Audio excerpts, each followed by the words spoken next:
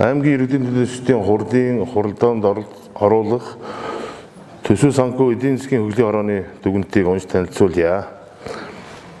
Төсөв санхүү эдийн засгийн хөгжлийн хорооны хурал нь 55% эрсдэлтэй хуралдаж, аймгийн иргэдийн төлөөлөлтийн хурлын 5 дугаар хуралдаанаар хэдсэх асуудлаар батлагдсан төсвийн хэрэгжилтийн явц төсөвд оруулах нэмэлт өөрчлөлтүүдийг илтгэлийг хэлэлцлээ. Монгол улсын их хурлын хурдаар батлагдсан улсын төсвийн нэмэлт өөрчлөлтүүдийн хүрээнд манай аймгийн 2025 оны батлагдсан төсвийн орлогоос цалин хөлс, шагнал урамшуул болон тэдгээртэй адилтлах хөдөлмөр эрхлэлтийн орлогыг 625 сая төгрөгөөр, аж ахуйн нэгжийн орлогын албан татварыг 5.4 тэрбум төгрөгөөр хасаж, улсын тэмдэгтийн хураамжийг 1.190 сая төгрөгөөр, нэр зааж ангилагдаагүй орлогыг 650 сая төгрөгөөр, хувь хүний орлогын албан татварыг буцаан олголтыг 400 сая төгрөгөөр тус нэмснийг тооцож тодтогчээ. Аймагт олгогдох санхүүгийн дэмжлэг 9 тэрбум 165.8 сая төгрөгөөр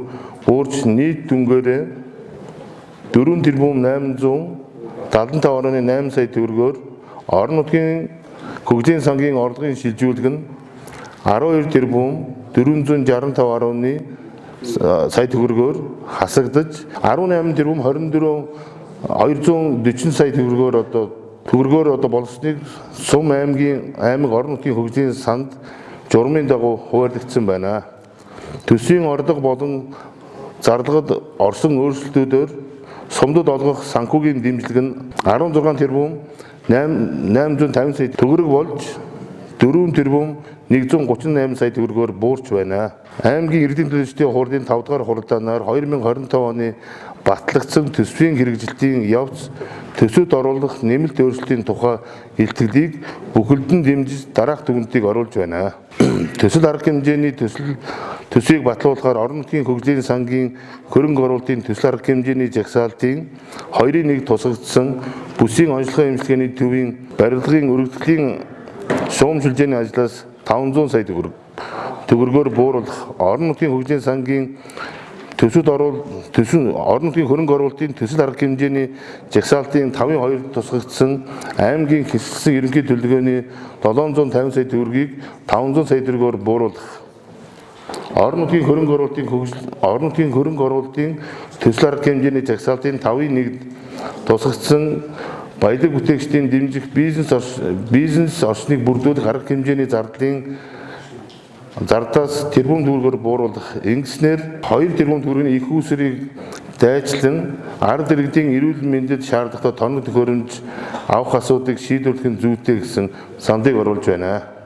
2. Орон нутгийн хөгжлийн сангийн хөрөнгө оруулалтын төсөл арга хэмжээний жагсаалтын 3/1-д батлагдсан эмрэ аппаратын орон нутгийн оролцоо болох бодит худалдан авах хөрөнгийг 2 тэрбум төгрөгөөр нэмж төлөвлөх. 3. Тогтоодын төсөл дүнг тооцохдоо алдаатай бичигдсэн нийт дүнгийн өөрчлөлт оруулах. Үүнд тогтоодын төслийн 3/2 засаг дарга 20 тэрбум 916 сая 483 мянган төгрөг байгааг бууруулан 19 тэрбум 588 сая 36 мянган төгрөгөөр 3/2 тогтоодын төслийн 3/2-1-ийн 15 засаг даргын данс дүнг 6 тэрбум 85 сая төгрөгөөр шинээр ашиглалтанд орох барилгын тогтмол зардлын санхүүжилтийг 1 тэрбум 644 сая төгрөгөөр, бусад туслам дэмжлэг үйлчилгээний мөнгөн дөнгөөс 49 сая 551 мянган төгрөгөөр тус бууруулахаар санд оруулж байна. Хөрөнгө оруулалт төсөл арга хэмжээний үр өгөөжийг дээшлүүлэх, үр дүнд хяналт тавихаар дараах байгууллагуудын үйл ажиллагааны тайлан хуралдаанаар хэлцэх сандыг оруулж байна. Дараагийн хуралдаанаар аймгийн төсвийн оролцоотой хэрэгждэг адапт төслийн үйл ажиллагааг хийж хэрэгжүүлсэн ажлын үр дүнгийн гүйцэтгэлийг 6 дугаар хуралдаанаар хэлцэх сандыг оруулж байна. Мөн аймгийн худалдан авах ажиллагааны газрын үйл ажиллагааны тайланг 6 дугаар хуралдаанаар хэлцэх боримын сандыг төлөөлөн удирдах зөвлөс оруулж байна.